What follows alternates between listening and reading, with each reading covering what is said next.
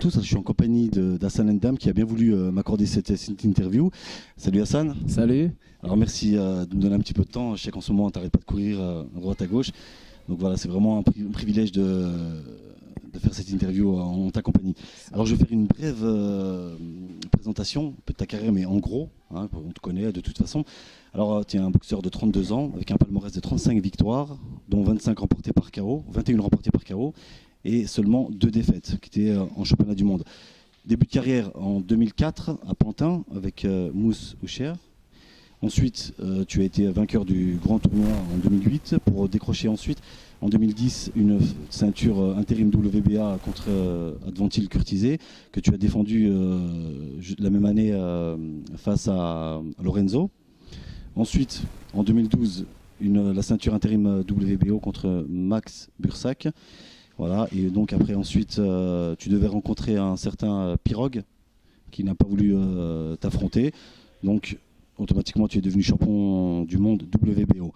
Ensuite, première défense de titre contre Peter Killeen, malheureusement tu perds cette ceinture au point.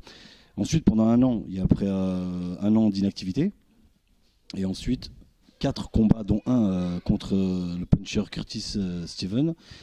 Ensuite, ça t'a permis de monter dans les classements pour après disputer un titre vacant, IBF, contre le puncher David Lemieux.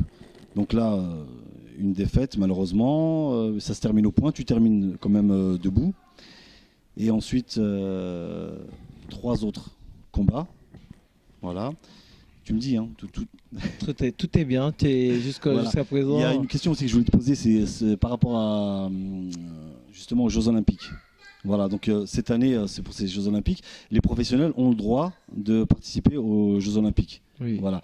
Et donc tu as participé à ces derniers Jeux Olympiques qui sont déroulés à Rio. À Rio.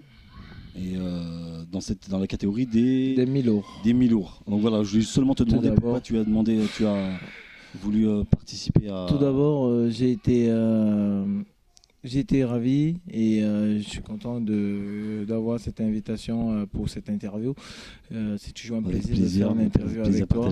Et donc pourquoi Rio? Pourquoi? Parce que c'est la première des professionnels. C'est quand même une entrée dans l'histoire. Tu voulais marquer l'histoire. Je voulais marquer l'histoire. Pour moi, c'est un challenge déjà de passer pro et de se qualifier pour les Jeux Olympiques. C'était pas chose facile.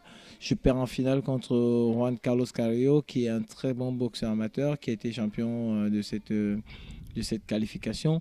Je me qualifie dans une catégorie qui n'est pas la mienne. Et pourquoi justement Puisque toi, tu as déjà participé il y a plusieurs années avant de passer professionnel aux Jeux Olympiques. Tu as été jusqu'en quart de finale. Tu as perdu justement contre celui qui allait devenir champion olympique.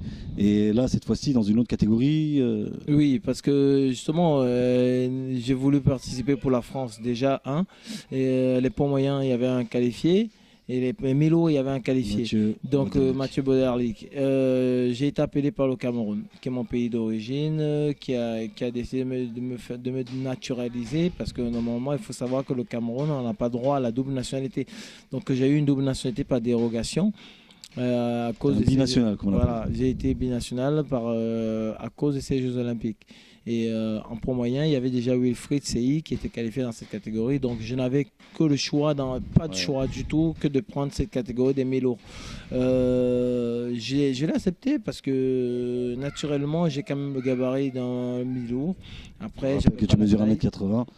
1m82, bien entendu. C'est important. Et le registre qu'on voit aujourd'hui, 1m80 de la fédération, ne sont pas à jour. Et ce n'est pas un gros problème, donc on ne tient pas trop compte. Mais je vais dire, ma participation aux ces Jeux Olympiques, c'était pouvoir revivre ces moments forts que j'ai vécu en 2004 à Athènes. Et il me restait quand même encore un goût d'inachevé à ces Jeux Olympiques. Mais malheureusement, ça ne s'est pas passé comme je voulais, parce que je partais viser une médaille aux Jeux à Rio. Et avec tout ce qu'il y a eu comme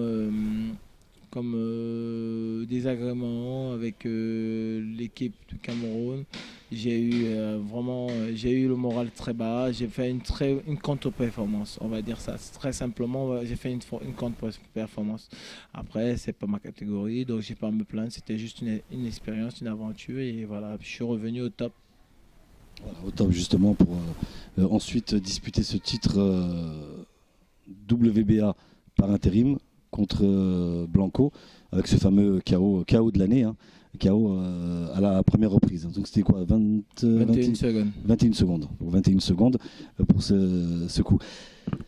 Je voudrais juste te poser la question par rapport à ta séparation avec Mousse ou cher après ton championnat du monde contre David Lemieux. Alors il y a un autre Français aussi qui s'est séparé de son entraîneur, comme l'a dit Mohamedi avec justement Samuel Florimont, et qui s'entraîne avec Abel Sanchez. Abel Sanchez qui est l'entraîneur aussi de Golovkin. Voilà, ça ferait une belle transition pour tout à l'heure. Est-ce que tu penses que les Français en France, est-ce qu'au bout d'un moment on est obligé de s'exporter pour pouvoir vraiment boxer en très très haut niveau? Je pense aux boxeurs par exemple là, qui sont comme Arsène Goulamirian dans la catégorie des lourds légers. On voit un petit jeune qui s'appelle Diallo qui est invaincu, Michael Diallo, dans la catégorie des super moyens, qui est en train de monter. Bon, au niveau national, je vois peut-être qu'il fera le vide en France. Et est-ce que tu penses que pour pouvoir progresser et espérer avoir une échéance mondiale et devenir champion du monde, ils sont obligés de partir s'exporter? Je pense qu'il faut s'expatrier, il faut voir autre chose, il faut apprendre. C'est le maître mot. Le maître mot, c'est tout simplement apprendre parce que on a la boxe, comme on dit dans la boxe, on n'a pas la science infuse.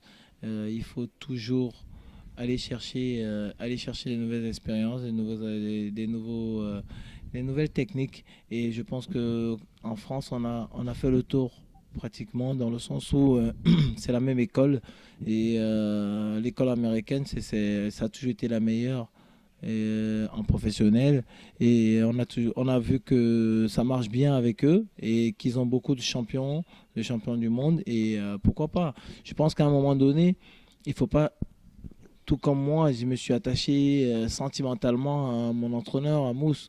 Mais je pense qu'à un moment donné, il faut aller voir. Il y a presque un rapport de père à fils. De père à fils. Et ouais. Est-ce que tu penses que, par exemple, tu aurais pu rester avec Mousse, par exemple, mais continuer à avoir des expériences j'ai essayé. J'ai été 3 ans à Los Angeles et j'avais Mousse avec moi.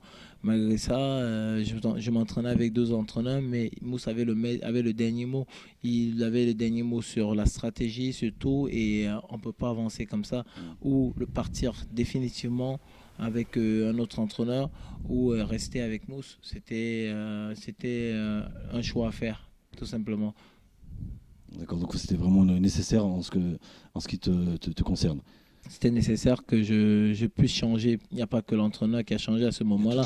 Il y a tout ce qui était à côté qui a changé. Gary Hyde, qui était mon manager, qui est parti. Oui. Et aujourd'hui, je suis avec Jérôme Abitbol, qui est aujourd'hui le promoteur de Tony Yoka. Donc je pense qu'il y a beaucoup de choses qu'il fallait changer. Il fallait renouveler l'équipe. Et j'ai fait un vide. Ça m'a pris 1 an. On ne se connaît pas encore très bien, je vais dire ça comme ça. On apprend à se connaître, parce que construire une équipe, ce n'est pas en une journée ou un mois, même pas en une année. Je pense qu'il y a beaucoup de travail derrière. La complicité que j'ai eue avec Mousse, c'est 12 ans de travail ensemble. Je pars d'ici à 10 dommage pour la Tunisie. Oui, bonjour Monsieur Ndam, alors présentez-vous s'il vous plaît. Je m'appelle Hassan Ndam et moi je t'aime bien Monsieur Bible. Donc pour pouvoir renouer avec quelqu'un de cette manière-là, je pense qu'il faut beaucoup de temps. Et aujourd'hui, j'ai la maturité de savoir qu'est-ce qui est bien pour moi et qu'est-ce qui n'est pas bien. Donc forcément, je ne ferai plus les mêmes erreurs. Est-ce que tu penses avoir encore une marge de progression? Est-ce que tu penses encore progresser? On a toujours une marge de progression. Par exemple, quand Pedro Diaz il me voyait et qu'il m'a dit j'ai la stratégie pour que tu battes Alfonso Blanco. Ouais. La stratégie, elle s'est passée super bien, au point où, à la fin de ma préparation, j'ai mis un KO à mon dernier sparring. Il faut rappeler qu'il avait seulement que 12 combats, il avait une grosse carrière amateur derrière lui. 300 combats amateurs. Voilà, 300 combats amateurs, donc voilà, et là, passé professionnel avec seulement 12 combats. On a encore des défauts quand on est amateur. Mais je crois que vous aviez étudié le fait que quand il mettait sa droite, il baissait sa gauche. Voilà. Vous avez travaillé là-dessus et justement voilà. Donc c'est vrai qu'on peut travailler aussi avec intelligence. Il y a une science quand même sur le ring, justement, tu l'as prouvé et ça a payé dans les premières secondes, tout simplement. La stratégie, c'est super important. Il faut toujours monter sur un ring avec un schéma de départ. Je pense qu'on ne peut pas arriver comme ça dans un champ de bataille sans avoir un plan à la base. Donc, au moment où j'appelle Pedro pour lui dire j'ai envie de travailler avec toi, il me demande le nom de mon adversaire. Donc, quand je lui envoie le nom de mon adversaire, il a regardé les vidéos, il étudie. Il me rappelle le lendemain, il me dit, bon. dans deux jours plus tard, il me rappelle, il me dit il faut que tu viennes maintenant. Il me dit c'est bon, j'ai la stratégie pour que tu le battes, sauf qu'il faut que j'apprenne à te connaître. Je ne sais pas comment tu travailles, je ne sais pas comment tu travaillais avant. Ça a payé tout simplement dans le sens où quand je suis arrivé, j'ai eu quelques complications médicales. Lorsque j'ai fait ma prise de sang, on a découvert que j'avais un taux de CPK qui était très élevé. C'est quoi le CPK? Le CPK, c'est une enzyme qui influe sur ta performance. C'est-à-dire qu'ils ont trouvé un surentraînement qui était dû à mon année d'activité 2016. Il faut savoir que j'ai fait une grosse année d'activité. Très grosse année en plus avec la prépa. Avec 2 combats professionnels avant avec Malamine Koné. Après, je fais ma qualification des Jeux Olympiques. Enfin, je fais le combat avant les JO, une semaine avant les JO. Il faut savoir, après, je pars aux JO, je fais quand même je fais les combats. Je vais me qualifier au Venezuela. Donc, où j'ai fait 3 combats au Venezuela. Donc, après, il y a toute cette préparation avant Miami. Ouais, qui t'a fatigué. Il y a beaucoup de choses qui font que j'étais surentraîné. Il fallait un moment de repos qu'on m'a donné à Miami. On m'a dit, tu seras au top, mais si tu continues comme ça, et si on continue comme ça, on fonce droit au mur parce que le jour du combat, tu ne verras rien. Plus de jupe. Voilà. D'accord. Alors on va parler un petit peu des autres adversaires tels que Golovkin. Là tu sais qu'il y a un combat le 18 mars prochain, donc Golovkin qui va défendre son titre contre Daniel Jacob, lui aussi qui est un puncher, mais Golovkin part bien évidemment, comme tu le sais, favori. On n'est jamais à l'abri d'un KO, mais bon, un lucky punch comme tu dis, mais bon, Golovkin quand même reste favori, c'est un gros encaisseur en plus d'être un frappeur, aussi il l'a prouvé à plusieurs reprises. Pour toi, le gagnant sera Golovkin? Déjà, comme tu viens de dire, le combat est équilibré pour moi. Le combat est au niveau du palmarès, il est équilibré. Il est équilibré au niveau du palmarès, mais Golovkin part avec un léger avantage, dans le sens où Golovkin a rencontré beaucoup de très bons adversaires, contrairement à Daniel Jacobs, et il a prouvé contre ces adversaires-là, c'est son nom de frappeur, sa façon de boxer, sa technique, et on peut voir derrière quand il bat David Lemieux comment il le ridiculise. Il lui donne une réelle leçon de boxe. Donc je pense que Golovkin a beaucoup d'atouts qu'il faut pas négliger, il faut prendre en compte. Donc ce qui fait que à la base, moi déjà je lui donne vainqueur de ce combat. Mais il ne faut pas non plus négliger Jacob, qui est un très gros frappeur, qui aussi est à peu près à 80% de KO dans ces combats. Donc ça sera quand même un combat équilibré au niveau puissance. Donc ça pourrait partir dans les deux sens d'un moment à un autre. Donc c'est un combat à voir. Voilà. Lui, alors, il va boxer le 18 mars. On n'a pas d'autres dates prévues pour lui, à ma connaissance, pour cette année 2017, après le mois de mars. On parlait justement d'un combat contre Alvarez. Alvarez qui va boxer justement Chavez Junior au mois de mai, le 6 mai. Et vraisemblablement va se diriger vers un championnat du monde contre Billy Joe Saunders. C'est ce que j'ai entendu, pour que, effectivement, courant 2018, il puisse réunifier le titre contre Golovkin. Alors, entre le mois de mars et le mois de décembre, peut-être qu'éventuellement, il pourrait y avoir un combat Ce serait mon souhait. J'ai entendu dire que tu voulais prendre le vainqueur des deux. J'aimerais bien prendre le vainqueur des deux. Maintenant, je ne veux pas attendre, comme vous savez, comme d'habitude, la boxe, il y a beaucoup d'attentes, beaucoup de moments de négociation. Comme il boxe au mois de mars, j'ai décidé de faire une défense de titre au mois d'avril. Donc, ce qui me permet de rester actif et de continuer à progresser. Et continuer à progresser, continuer à travailler avec Pedro. Et aussi pouvoir garder mon titre, parce que après 6 mois, on est destitué si on ne le défend pas. Donc je pense que oui, mon objectif, ce serait de rencontrer le vainqueur des deux. Parce que derrière ça, après ce combat, je pense que je serai décelé combat, ce serait des champions réguliers de la catégorie. Donc, parce que vu qu'on sait qu'aujourd'hui, cette catégorie-là, ce sera le super champion, qui est super champion, ce sera un titre de super champion qui sera mis en jeu. Donc, le titre de régulier sera vacant. Donc, on attend juste le combat. Voilà, en tous les cas, on va te souhaiter bonne chance.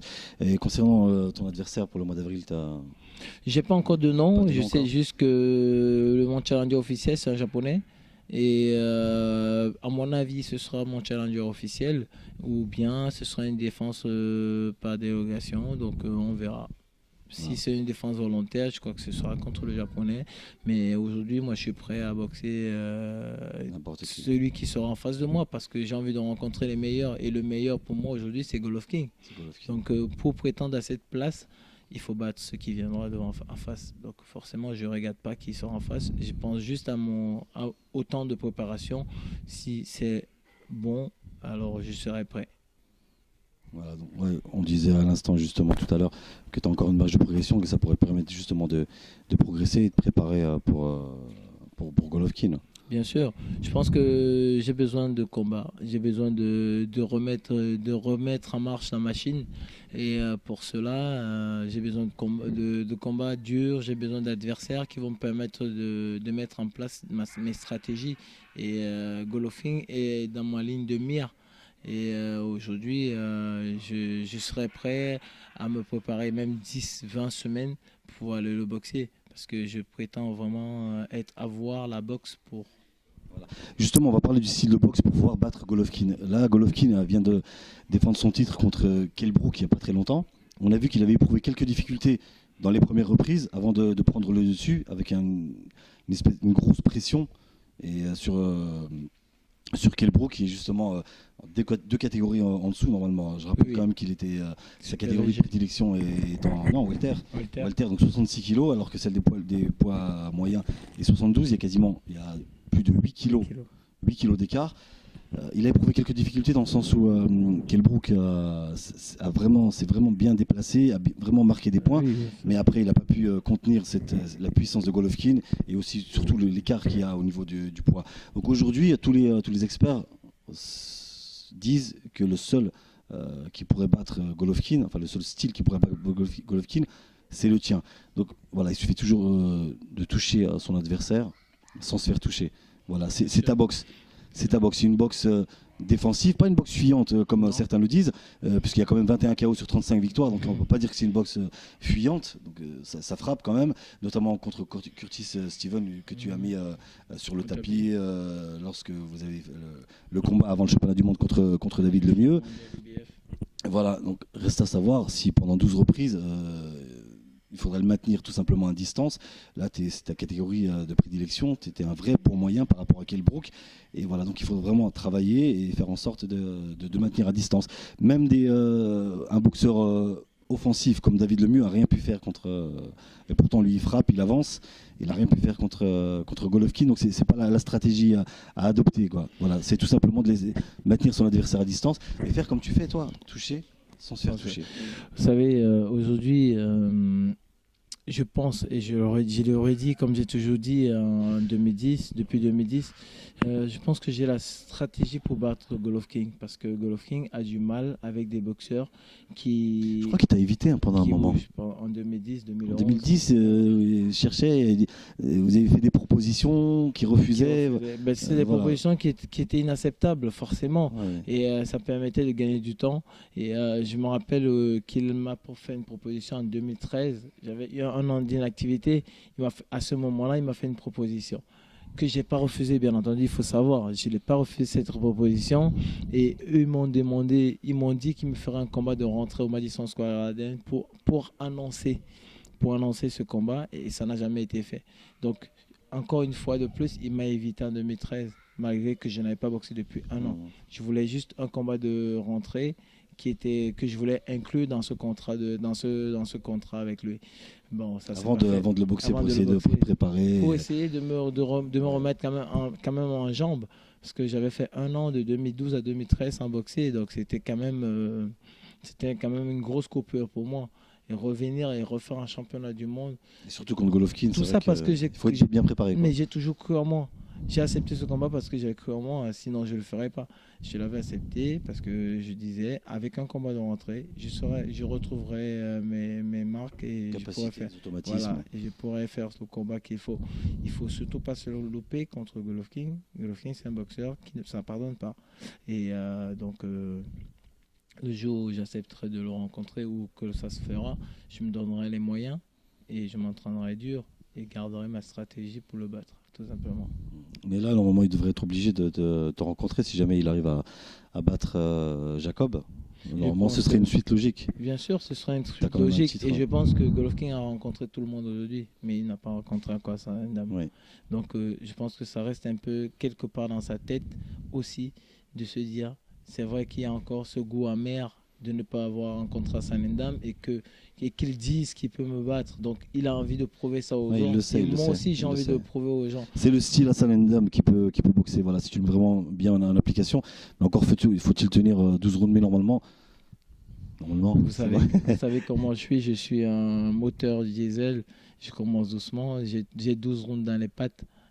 S'il faut bouger pendant 12 rounds. Je t'ai vu t'entraîner, tu peux t'entraîner même 20 rounds. Vous avez vu, pendant 12 rounds, j'ai bougé pendant 12 rounds. Quand c'était difficile, quand c'était grave, j'étais là, j'étais présent. Donc, je suis tombé, je me suis levé et j'ai fini. Ça, c'est moi. Et je pense que si je rencontre Golovkin, je lui donnerai le combat le plus dur de sa vie.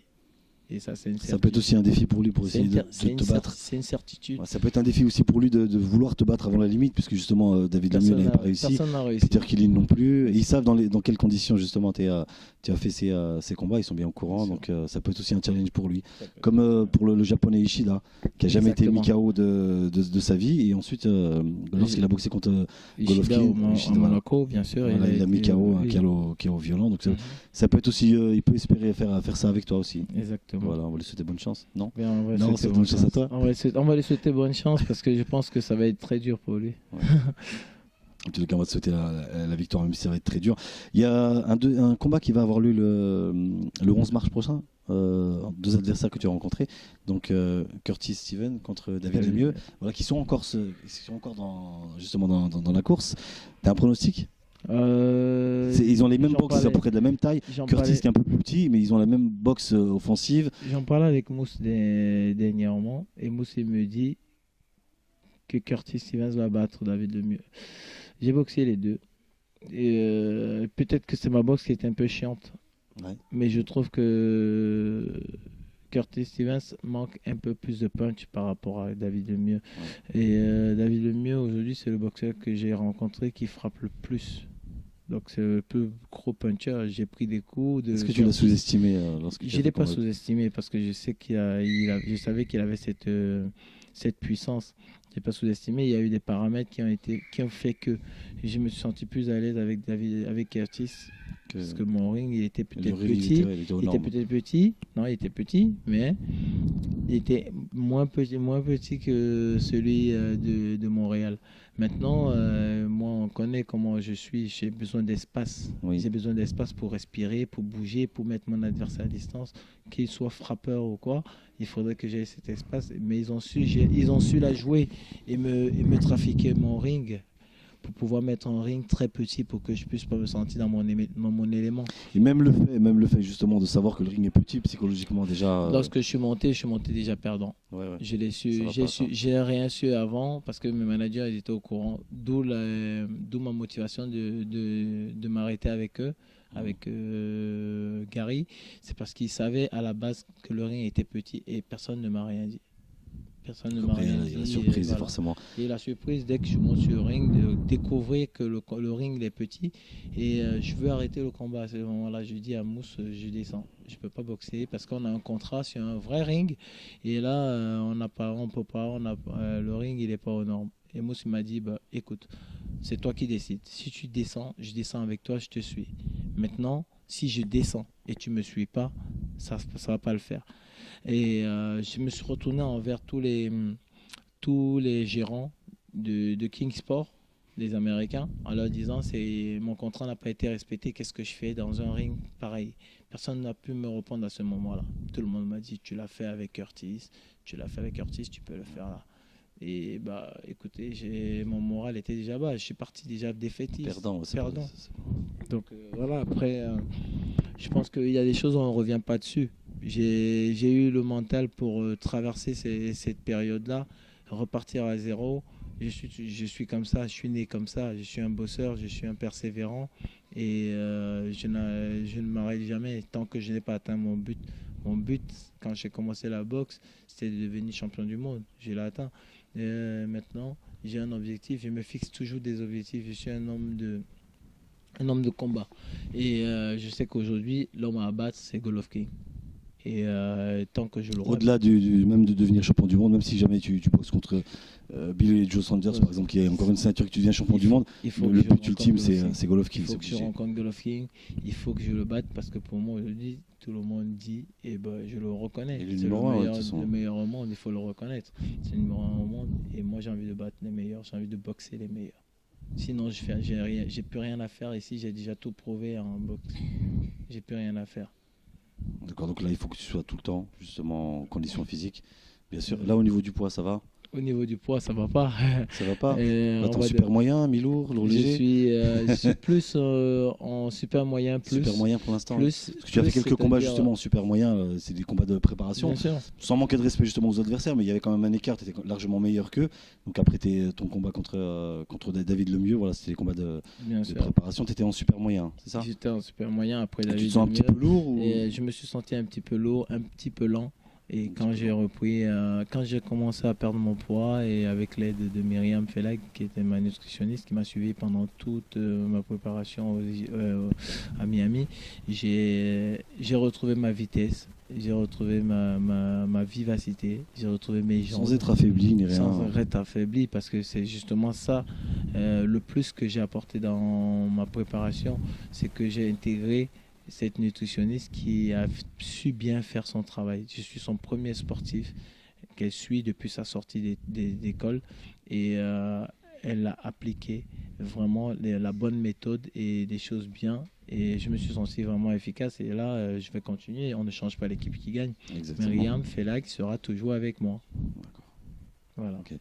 On va te souhaiter vraiment bonne chance pour la suite de ta carrière. Ça a été vraiment un plaisir pour cette interview. Merci. Ça fait déjà quelques années qu'on se connaît. Oui. On a eu l'occasion justement de commenter aussi en direct à la radio des plusieurs combats, notamment un championnat du monde WBA aussi. C'était la même ceinture, dans la catégorie des super moyens. Oui, c'est ça. Voilà, espérons pourquoi pas. Avec Bilal Latrèche, que je salue.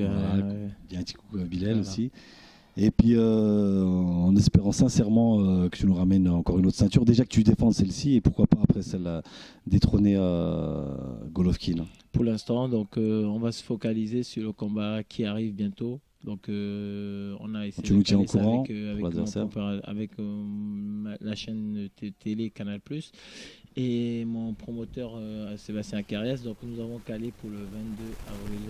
On espère que ça se passera. Pour l'instant, il n'y a pas d'adversaire, mais pour le 22 avril, c'est bon, c'est officiel. C'est ça. Voilà. Ok, pour le 22 avril, soyez présents. Et surtout, ne loupez pas le combat à Saint-Dame sur Canal+, pour nos amis les abonnés, les privilégiés. C'est ça. Ok, merci beaucoup et je te dis à bientôt. Merci, à champion. bientôt. Ciao.